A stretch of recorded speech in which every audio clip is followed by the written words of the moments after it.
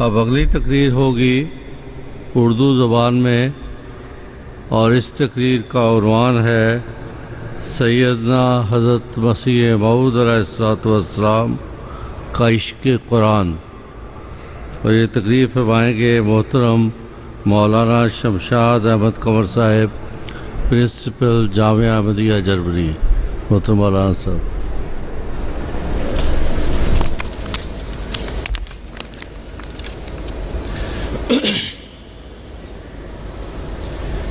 اشہد ان لا الہ الا اللہ وحدہ لا شریک لہ واشہد ان محمدا عبدہ ورسولہ،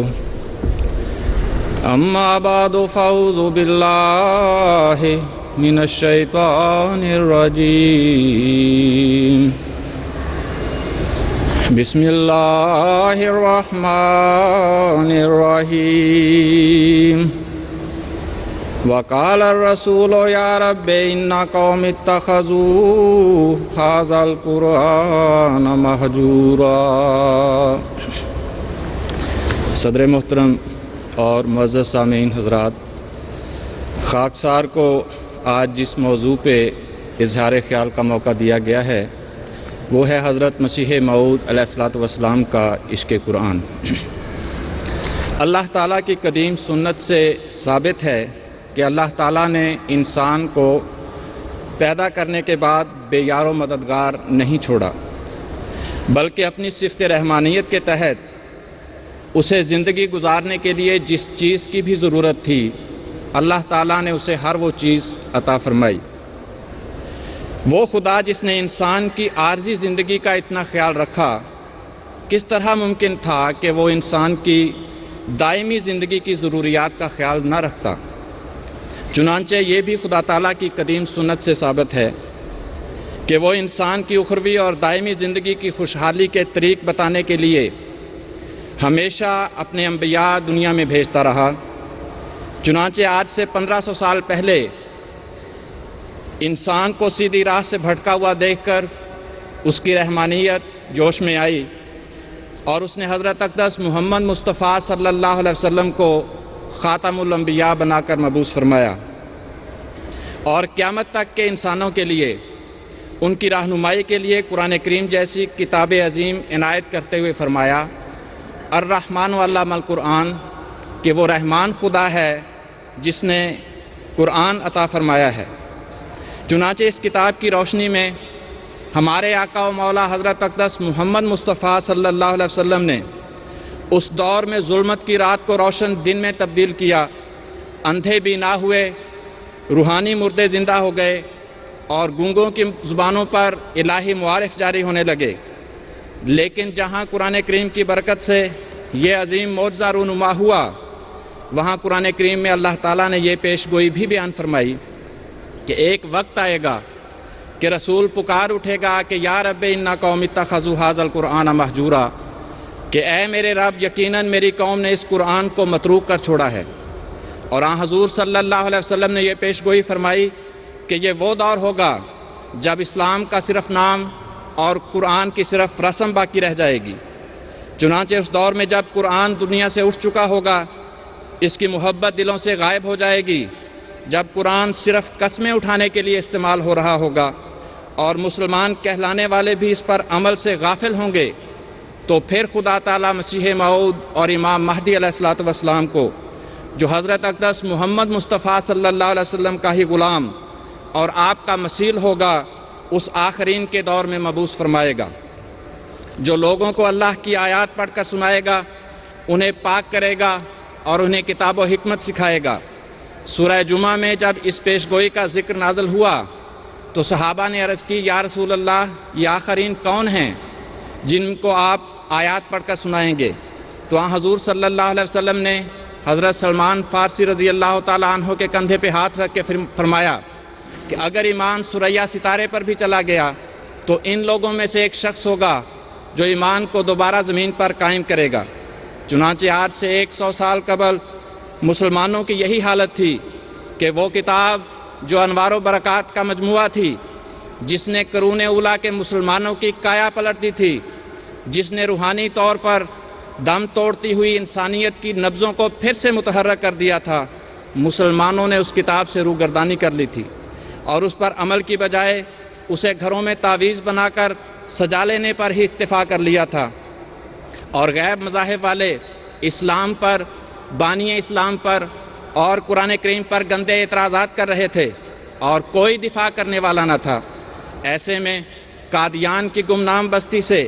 قرآن کریم کا ایک سچا عاشق اٹھا، جس کا دل قرآن کریم کی اس حالت پر درد سے پگھل گیا، اور اس نے اس کتاب عظیم کا وقار دنیا میں قائم کرنے کے لیے کمر ہمت کس لی۔ حضرت مسیح موعود علیہ الصلوۃ والسلام کی بعثت کا مقصد ہی دراصل قرآن کریم کی محبت کو دلوں میں بٹھانا تھا۔ آپ فرماتے ہیں، ہمیں قرآن شریف کے معارف دے کر ہی مبعوث کیا گیا ہے اور اس کی خدمت ہمارا فرض مقرر کی گئی ہے۔ حضرت مسیح موعود علیہ الصلوۃ والسلام کے عشق قرآن اور خدمت قرآن کی طرف اس دور کے اولیاء اور مجذوب بزرگوں نے بھی واضح طور پر پیش گوئیاں کی تھیں۔ چنانچہ ضلع لدھیانہ کے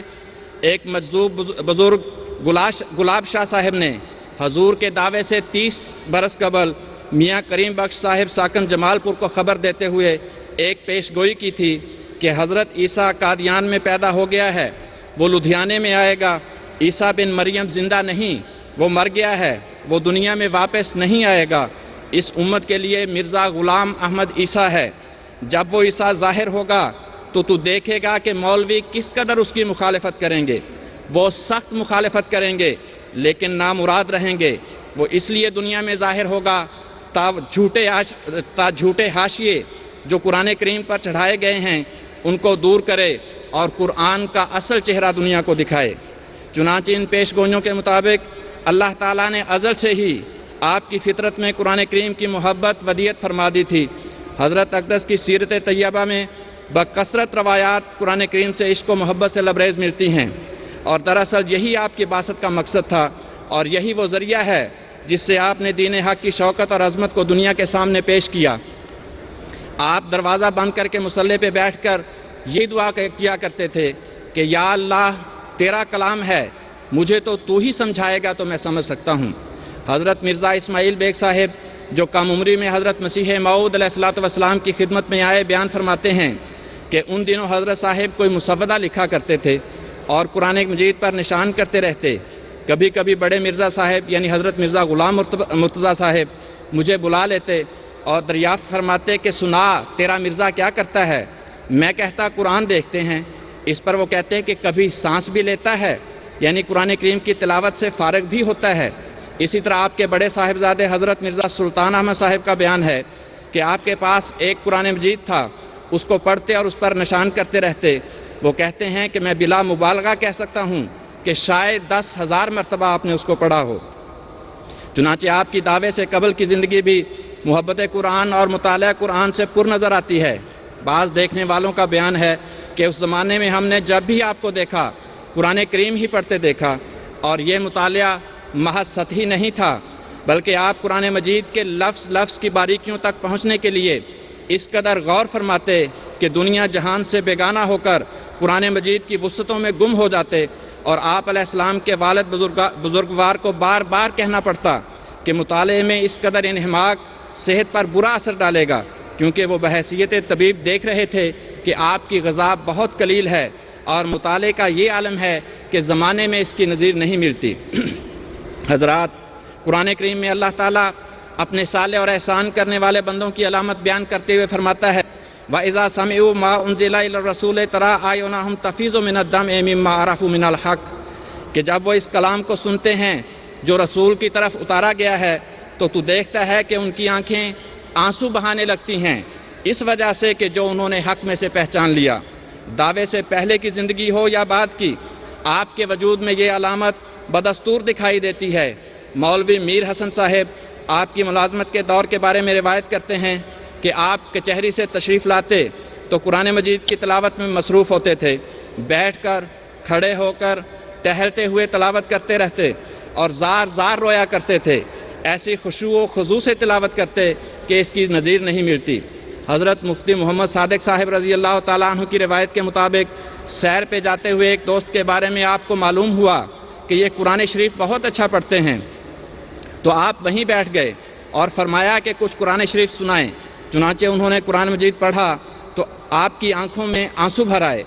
آپ کی قرآن کریم سے محبت ہی تھی جس نے آپ کو زندہ خدا کا چہرہ دکھلایا اور اس کا قرب عطا فرمایا، اور خدا نے اپنے معارف کا دروازہ آپ پر کھول دیا۔ چنانچہ 1882 میں آپ کو خدا تعالیٰ کی طرف سے ماموریت کا الہام ہوا کہ یا احمد و بارک اللہ فیکا الرحمن علم القرآن لتنذر قوما ما انذر آباؤہم، کہ اے احمد ہم نے تجھ میں برکت رکھ دی ہے، رحمان خدا نے تجھے قرآن سکھایا ہے تاکہ تو ان لوگوں کو ڈرائے جن کے باپ دادا نہیں ڈرائے گئے۔ قرآن کریم میں اللہ تعالیٰ فرماتا ہے کہ لا یمسہ الا المطہرون، کہ قرآن کریم سے صرف پاک لوگوں کو ہی مس ہوتا ہے، یعنی خدا تعالیٰ سے تعلق رکھنے والے مقدس بزرگوں کو ہی اس کے معارف عطا کیے جاتے ہیں۔ چنانچہ قرآن کریم پر غور و فکر اور دعاؤں کے نتیجے میں اللہ تعالیٰ نے آپ کو اپنا چہرہ دکھلایا اور علم و معرفت کے وہ خزانے عطا فرمائے جنہیں ہتھیار بنا کر آپ نے مذاہب عالم کے منہ بند کر دیے۔ آپ فرماتے ہیں میں آپ کو یقین دلاتا ہوں کہ تفہیم الہی میرے شامل حال ہے، اور وہ عزا اسمہ جس وقت چاہتا ہے بعض معارف قرآنی میرے پر کھول دیتا ہے، اور اصل منشا بعض آیات کا میں ان کے ثبوت کے میرے پر ظاہر فرماتا ہے، اور میخ آہنی کی طرح میرے دل کے اندر داخل کر دیتا ہے۔ پھر آپ فرماتے ہیں الحمدللہ ثم الحمدللہ، کہ اس نے مجھے قرآن کریم کے انوار سے وافر حصہ عطا فرمایا ہے اور اس کے موتیوں سے میرے فقر کو دور کر دیا ہے۔ اس نے مجھے اس کے پھلوں سے سیر کر دیا ہے، مجھے ظاہری و باطنی نعما سے نوازا ہے، مجھے اپنی طرف جذب کر لیا ہے۔ میں جوان تھا، اب بوڑھا ہو گیا ہوں، اور میری حالت یہ رہی ہے کہ جب بھی میں نے کسی دروازے کو کھولنا چاہا وہ میں نے کھول لیا، اور مجھے کسی نعمت کی ضرورت محسوس ہوئی تو وہ مجھے عطا کی گئی۔ جب بھی میں نے کسی امر سے پردہ ہٹانا چاہا تو میں نے ہٹا لیا، جب بھی میں نے تضرع سے دعا کی وہ قبول ہوئی۔ یہ سب کچھ میری اس محبت کی وجہ سے ہے جو مجھے قرآن کریم اور اپنے آقا اور امام سید المرسلین صلی اللہ علیہ وسلم سے ہے۔ اللہ تعالیٰ فرماتا ہے وَجَاهِدْهُمْ بِهِ جِهَادًا كَبِيرًا، کہ ان سے قرآن کریم کے ذریعے بڑا جہاد کر۔ اس قرآنی حکم کے ماتحت آپ نے تمام مذاہب پر دین اسلام کو غالب کرنے کے لیے قرآن کا حربہ ہاتھ میں لیا اور ہندوستان کے آریوں کے ساتھ مباحثے کیے، اور وید کے مقابل پر قرآن کریم کی برتری کو ثابت کیا اور 500 روپے کا انعامی چیلنج دیا۔ پھر ساری دنیا کو براہین احمدیہ کے ذریعے 10,000 روپے کا چیلنج دیا، اور عیسائی اور آریہ اور برہمو سماج وغیرہ جو قرآن اور صاحب قرآن حضرت اقدس محمد مصطفیٰ صلی اللہ علیہ وسلم کی صداقتوں کو دنیا کی نگاہ میں مشتبہ کر رہے تھے، آپ نے سب کا منہ بند کیا۔ پھر 1896 میں جلسہ مذاہب عالم میں قرآن کریم کی اعلیٰ و عرفہ تعلیمات پیش کر کے تمام مذاہب کو لاجواب کیا، اور ساری دنیا یہ تسلیم کرنے پر مجبور ہو گئی کہ آپ کا مضمون بالا رہا۔ آپ نے مخالفین اسلام پر ثابت کیا کہ قرآن کریم تمام مذہبی صداقتوں کا جامع ہے، کوئی ایسی مذہبی صداقت نہیں جو کسی کتاب نے پیش کی ہو یا جو آج کے کسی ذہن میں آئے اور قرآن کریم میں موجود نہ ہو۔ پھر آپ نے عیسائیوں سے مقابلہ کرتے ہوئے یہ اصول پیش کیا کہ قرآن وہ کتاب ہے جو نہ صرف خود دعویٰ کرتا ہے بلکہ اپنے ہر دعوے کی دلیل بھی خود دیتا ہے۔ اگر کوئی مذہب سچا ہے تو اپنی کتاب سے یہ بات ثابت کر کے دکھائے، لیکن کوئی مقابل پہ نہ آیا۔ یہ سب آپ کی محبت قرآن کے ثمرات تھے کہ خدا نے آپ کو فہم قرآن عطا فرمایا، اور قرآن کی محبت کے طفیل آپ نے اللہ کا قرب اور کامیابیاں حاصل کیں۔ حضرات، اس دور میں صوفیوں نے تزکیہ نفس کے لیے طرح طرح کے چلے بنا رکھے تھے اور وظائف بنا رکھے تھے، مگر حضور کا وظیفہ ہمہ وقت قرآن ہوتا تھا، اور کئی ماہ کے مجاہدات میں بھی صوم و صلات کے ساتھ ساتھ قرآن کریم کی تلاوت اور مطالب پر غور و خوض جاری رہتا۔ قرآن کریم کی محبت نہ صرف آپ کی زبان سے بلکہ اعمال سے بھی عیاں تھی۔ آپ کے تمام اقوال و اعمال قرآن کریم کی اطاعت سے پر تھے۔ آپ کیا خوب فرماتے ہیں کہ یک قدم دوری ازاں روشن کتاب، نزد ما کفر است و خسران و تباب، کہ اس روشن کتاب سے ایک قدم کی دوری بھی میرے نزدیک کفر، گھاٹا اور تباہی ہے۔ حضرات، حضرت مسیح موعود علیہ الصلوۃ والسلام کے نزدیک نجات دوزخ سے بچنے یا جنت کے مل جانے کا نام نہیں، بلکہ حقیقی نجات اللہ تبارک و تعالیٰ کی کامل محبت کے حصول کا نام ہے۔ چنانچہ قرآن کریم میں خدا تعالیٰ خود اپنی محبت کے حصول کا ذریعہ یہ بیان فرماتا ہے کہ قل ان کنتم تحبون اللہ فاتبعونی یحببکم اللہ، کہ اے رسول لوگوں سے کہہ دے کہ اگر تم اللہ سے محبت کرنا چاہتے ہو تو میری پیروی کرو، اللہ تم سے محبت کرے گا۔ حضور صلی اللہ علیہ وسلم کا عمل کیا تھا جس کی پیروی انسان کو خدا کا محبوب بنا دیتی ہے؟ حضرت عائشہ رضی اللہ تعالی عنہ بیان فرماتی ہیں کہ کانا خلقہ القرآن، کہ آپ کا خلق قرآن تھا، یعنی قرآن کریم پر عمل کر کے ہی آپ نے خدا کو پایا تھا۔ چنانچہ حضرت مسیح موعود علیہ الصلوۃ والسلام نے بھی اس نبی کامل کی پیروی میں یہی اصول خود اپنایا اور اسے دنیا کے سامنے پیش کرتے ہوئے فرمایا کہ میں سامعین کو یقین دلاتا ہوں کہ وہ خدا جس کے ملنے میں انسان کی نجات ہے اور دائمی خوشحالی ہے، وہ بجز قرآن شریف کی پیروی کے ہرگز نہیں مل سکتا۔ پھر فرمایا اور یقیناً سمجھو کہ جس طرح یہ ممکن نہیں کہ ہم بغیر آنکھوں کے دیکھ سکیں یا بغیر کانوں کے سن سکیں یا بغیر زبان کے بول سکیں، اسی طرح یہ بھی ممکن نہیں کہ بغیر قرآن کے اس پیارے محبوب کا منہ دیکھ سکیں۔ آپ فرماتے ہیں اے عزیزو سنو کہ بے قرآن حق کو ملتا نہیں کبھی انسان، جن کو اس نور کی خبر ہی نہیں ان پہ اس یار کی نظر ہی نہیں۔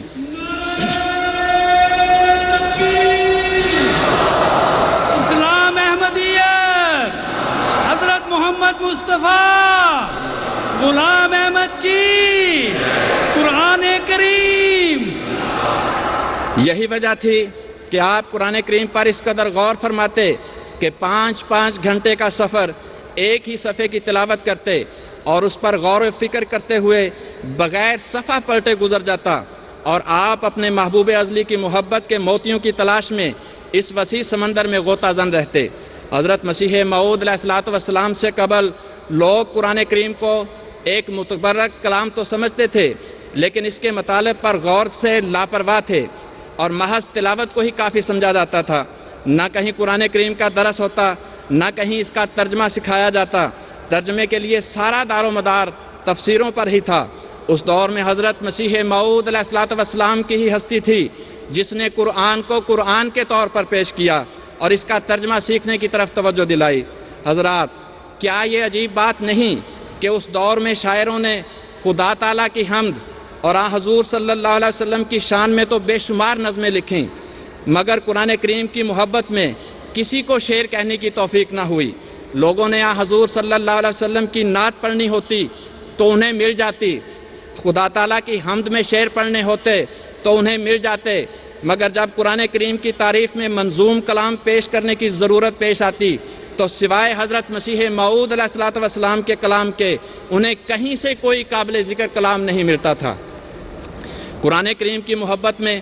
آپ کا منظوم کلام پڑھنے والے کے دل کو مسحور کر دیتا ہے۔ کلام کیا ہے؟ محبت کے جذبات کا ایک دریا ہے جس کی لہریں روانی سے بہتی ہوئی طوفان کا روپ دھارتی ہوئی نظر آتی ہیں۔ آپ کیا خوب فرماتے ہیں کہ جمال و حسن قرآن نور جانے ہر مسلمان ہے، کمر ہے چاند اوروں کا ہمارا چاند قرآن ہے، نظیر اس کی نہیں جمتی نظر میں فکر کر دیکھا، بھلا کیوں کرنا ہو یکتا کلام پاک رحمہ ہے، بہار جاویداں پیدا ہے اس کی ہر عبارت میں، نہ یہ خوبی چمن میں ہے نہ ایسا کوئی بستاں ہے۔ پھر آپ فرماتے ہیں نور فرقان ہے جو سب نوروں سے اجلا نکلا، پاک وہ جس سے یہ انوار کا دریا نکلا، حق کی توحید کا مرجھا ہی چلا تھا پودا، ناگہاں غیب سے یہ چشمہ اصفا نکلا۔ یا الہی تیرا فرقان ہے کہ ایک عالم ہے جو ضروری تھا وہ سب اس میں مہیا نکلا، سب جہاں چھان چکے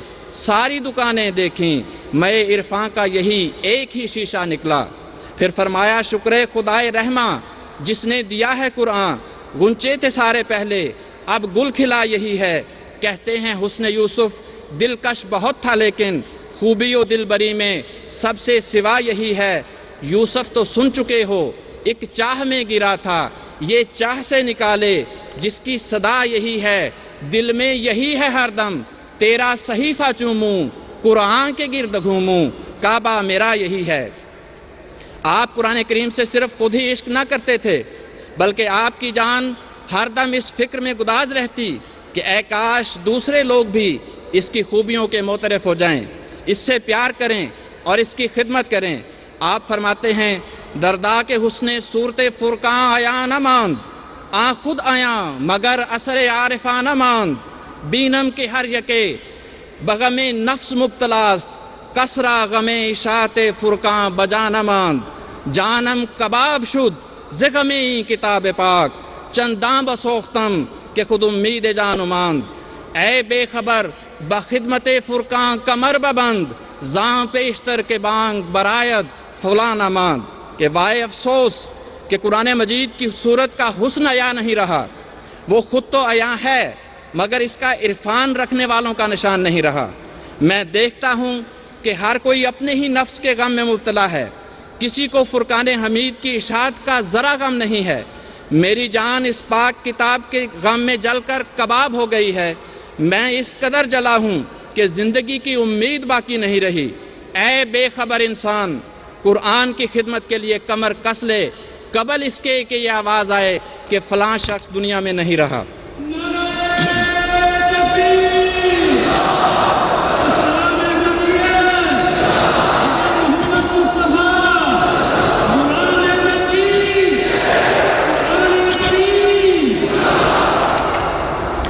جہاں آپ نے قرآن کریم کے ذریعے غیر مذاہب کو لاجواب کیا، وہاں اندرونی طور پر ان مسلمانوں کو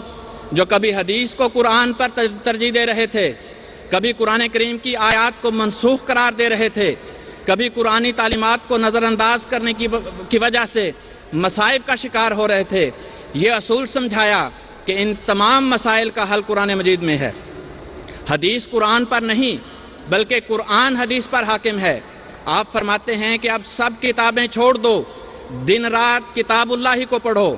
بڑا بے ایمان ہے وہ شخص جو قرآن کریم کی طرف التفات نہ کرے اور دوسری کتابوں پر ہی دن رات جھکا رہے۔ ہماری جماعت کو چاہیے کہ قرآن کریم کے شغل اور تدبر میں دل و جان سے مصروف ہو جائیں اور حدیثوں کے شغل کو ترک کر دیں۔ بڑے تاسف کا مقام ہے کہ قرآن کریم کا وہ اعتناء اور تدارس نہیں کیا جاتا جو احادیث کا کیا جاتا ہے۔ اس وقت قرآن کریم کا حربہ ہاتھ میں لو تو تمہاری فتح ہے، اس نور کے آگے کوئی ظلمت نہیں ٹھہر سکے گی۔ پھر فرمایا کہ قرآن شریف ایک یقینی مرتبہ رکھتا ہے اور حدیث کا مرتبہ ظنی ہے۔ حدیث قاضی نہیں بلکہ قرآن اس پر قاضی ہے۔ ہاں، حدیث قرآن شریف کی تشریح ہے، اس کو اپنے مرتبے پر رکھنا چاہیے۔ حدیث کو اس حد تک ماننا ضروری ہے کہ قرآن شریف کے مخالف نہ پڑھے اور اس کے مطابق ہو، لیکن اگر اس کے مخالف پڑھے تو وہ حدیث نہیں بلکہ مردود قول ہے۔ اور وہ لوگ جو قرآن کریم کی آیات کو منسوخ قرار دے رہے تھے اور مختلف اوقات میں 5 سے لے کر 500 تک آیات کو منسوخ قرار دیا جا رہا تھا، ان کے مقابل پر آپ کے عشق قرآن نے اس بات کو برداشت نہ کیا اور بڑی تحدی سے فرمایا کہ قرآن کریم کا ایک شوشہ بھی منسوخ نہیں بلکہ بسم اللہ کی بے سے والناس کی سین تک آج بھی اسی طرح قابل عمل ہے جس طرح حضور صلی اللہ علیہ وسلم کے دور میں تھا۔ آج مسلمان خدا اور خدا کے کلام سے دور ہو گئے ہیں اور پوری دنیا میں مصائب اور مشکلات کا شکار ہیں اور کوئی راہ سجھائی نہیں دے رہی۔ حضرت مسیح موعود علیہ السلام ان تمام مشکلات کا حل عشق قرآن اور قرآن کریم پر عمل میں بیان فرماتے ہیں۔ آپ نے فرمایا قرآن کو چھوڑ کر کامیابی ایک ناممکن اور محال امر ہے، اور ایسی کامیابی ایک خیالی امر ہے جس کی تلاش میں یہ لوگ لگے ہوئے ہیں۔ صحابہ کے نمونوں کو دیکھو، صحابہ کے نمونوں کو اپنے سامنے رکھو، دیکھو انہوں نے جب پیغمبر خدا صلی اللہ علیہ وسلم کی پیروی کی اور دین کو دنیا پر مقدم کیا تو وہ سب وعدے جو اللہ تعالیٰ نے ان سے کیے تھے پورے ہو گئے۔ ابتدا میں مخالف ہنسی کرتے تھے کہ باہر آزادی سے نہیں نکل سکتے اور بادشاہی کے دعوے کرتے ہیں، لیکن رسول اللہ صلی اللہ علیہ وسلم کی اطاعت میں گم ہو کر وہ پایا جو صدیوں سے ان کے حصے میں نہ آیا تھا۔ پھر فرمایا تم یاد رکھو کہ قرآن شریف اور رسول اللہ صلی اللہ علیہ وسلم کے فرمان کی پیروی اور نماز روزہ وغیرہ جو مسنون طریقے ہیں ان کے سوا خدا کے فضل اور برکات کے دروازے کھولنے کی کوئی کنجی ہے ہی نہیں۔ بھولا ہوا ہے وہ جو ان راہوں کو چھوڑ کر کوئی نئی راہ نکالتا ہے۔ ناکام مرے گا وہ جو اللہ اور اس کے رسول کے فرمودہ کا تابعدار نہیں بلکہ اور راہوں سے اسے تلاش کرتا ہے۔ آپ مزید فرماتے ہیں، مسلمانوں کی حالت اس وقت ایسی ہی ہو رہی ہے۔ وہ جانتے ہیں کہ ساری ترقیوں اور کامیابیوں کی کلید یہی قرآن شریف ہے جس پر ہم کو عمل کرنا چاہیے، مگر نہیں، اس کی پرواہ بھی نہیں کی جاتی۔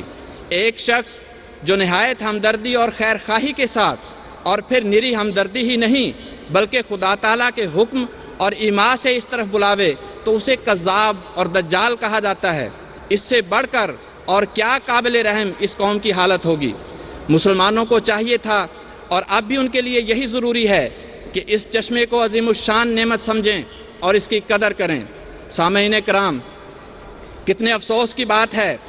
آج کل کے نام نہاد مسلمانوں، کتنا افسوس ہے آج کل کے نام نہاد مسلمانوں پر کہ ایسے عاشق قرآن کو نعوذ باللہ کافر کہا جاتا ہے۔ بتائیے کہ وہ شخص جو قرآن کریم سے اس قدر عشق کرنے والا ہو، جو قرآن کریم کی خدمت کرنے والا ہو، جس کی جان ہر دم کتاب الہی کی اشاعت کے لیے تڑپتی ہو، جو تزکیہ نفس کے لیے قرآن کریم کو مقدم رکھتا ہو، جو جہاد کے لیے قرآن کا حربہ اختیار کرنے کا سبق دیتا ہو، جو دینی اور دنیاوی مشکلات میں قرآن کریم کو مشعل راہ بنانے والا اور بتانے والا ہو، جو سینکڑوں مقامات پر قرآن کریم کا درس جاری کرنے والا ہو، جو غیروں کے مقابل پر قرآن کریم کا دفاع کرنے والا ہو، کیا ایسا شخص دشمن قرآن ہے یا عاشق قرآن؟ افسوس ایسے لوگوں پر جو ایسے قرآن کو بھی کافر قرار دیتے ہیں۔ تم ہمیں دیتے ہو کافر کا خطاب، کیوں نہیں لوگو تمہیں خوف عقاب؟ حضرت مسیح موعود علیہ الصلوۃ والسلام اپنی جماعت کو قرآن کریم سے محبت کا درس دیتے ہوئے فرماتے ہیں، تمہارے لیے ایک ضروری تعلیم یہ ہے کہ قرآن شریف کو مہجور کی طرح نہ چھوڑ دو کہ تمہاری اسی میں زندگی ہے۔ جو لوگ قرآن کو عزت دیں گے وہ آسمان پر عزت پائیں گے۔